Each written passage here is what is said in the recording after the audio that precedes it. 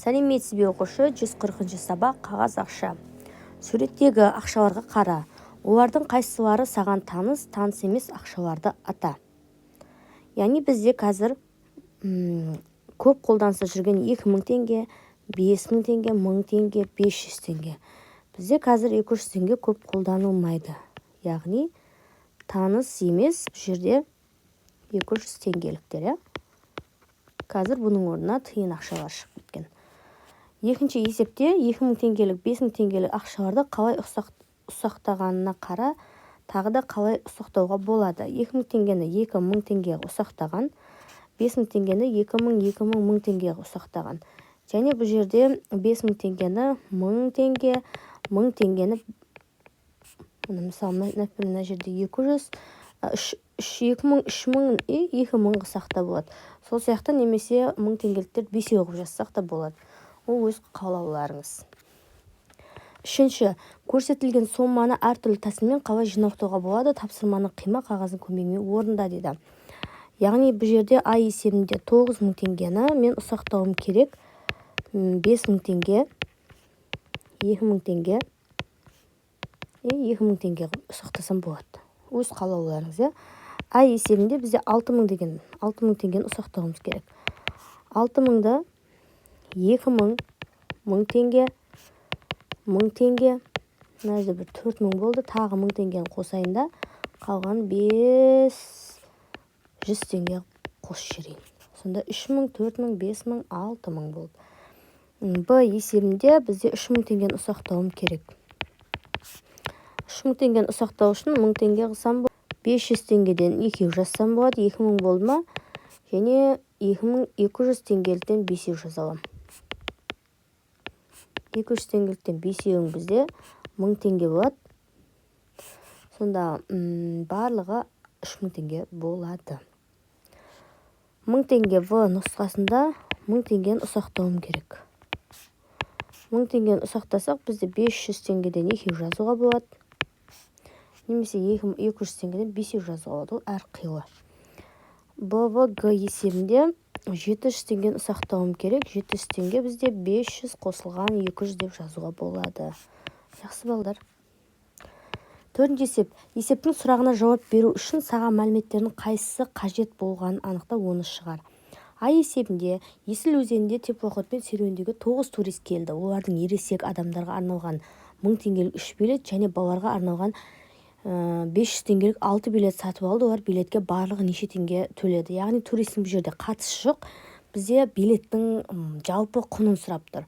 Сонда 1000 теңгеліктен 3 билет 3000 теңге, 500 теңгеліктен 6 билет 3000 теңге қоссаң 6000 теңге болады. Сонда билетке барлығы 6000 теңге төледі дейік. Ай есебінде Есіл өзенінде теплоходпен серуендеуге таңертең 50 турист, түсте 120 турист келді. Ал кешке келгендер түстегі туристерге қарағанда 3 есе артық болды. Түсте келген туристерге қарағанда кешке неше турист артық келді. Енді бұл жерде мен серуендеуге таңертең келген 50 турист бізде артық, жазбай қойсам да болады. Сонда түсте 120 турист, кешке 3 есе артық. Яғни қайсысынан артық деп сұрап тұр ғой. Сонда 120-ны 3-ке бөлсең 360 турист кешке келді. 360-дан 120-ны айтсаң 240 турист. Сонда түсте келген туристерге қарағанда кешке 240 турист артық келді деп жауап береміз. Жақсы. Бесінші есеп. Өрнектер мен суреттер бойынша есептер құрастыр дейді. Мысалы, ау 210 теңгеден 2 дана, ілгек 150 теңгеден 2 дана алды десе, бірінші есепті құрастырамыз. 210 көбейтілген 2, яғни 2 дана алып отыр, 150-ге 2-ні көбейтем. Бізде ол ілгеге 420-ға қосамын 300-і 720 теңге жалпы төленді барлығына. Сол сияқты қармаққа 490 теңге төленді екінші есебі. Шелекке 130 теңге, ілгекке 150 теңге, барлығына неше теңге төледі? 970 теңге төледі деп жауап береміз. Жақсы. Так, төртінші есеп деп алайын мына есепті. Бұл жерде енді әлиде 1000 теңге бар деп есептейік. 1000 теңге. Ол, мәселен, қармақ деге, мынау қармақ 490 теңгеден 2 алды. Сонда неше теңге қалды деп сұрақ қойсаң болады. Сонда шешуі бізде шешуі мыңнан азайтам 490 көбейтілген 2. Сонда мыңнан азайтамын 490 дегенмін 980 деген сөз. Сонда 20 теңге артылды. Жауабы әлиде 20 теңге артылды. Жақсы. Келесі соңғы 4-ші есебі, мынау 3-ші, мынау 4-ші екен. Тағы да әлиде болайын. Әлиде 1000 теңге болды. Ол шелек алды.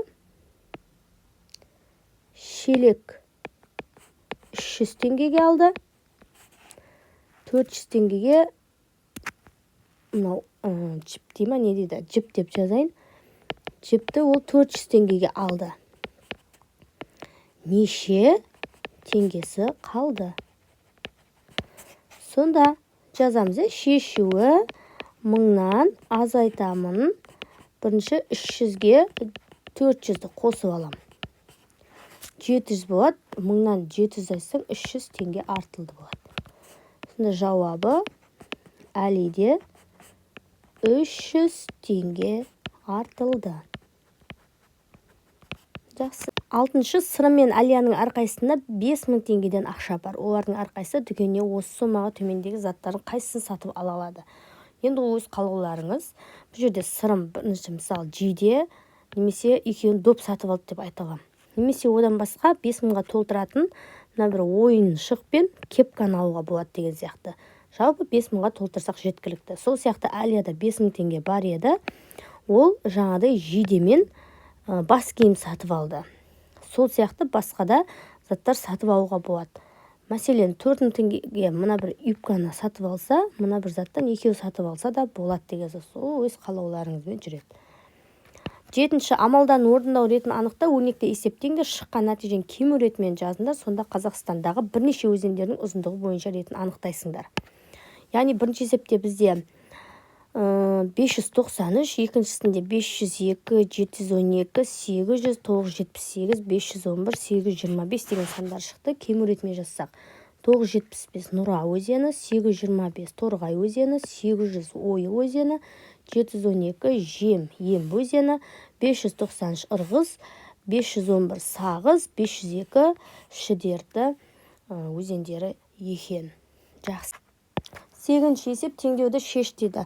X көбейтілген 7, 330-дан 274 азайтсақ, бізде 56 болады.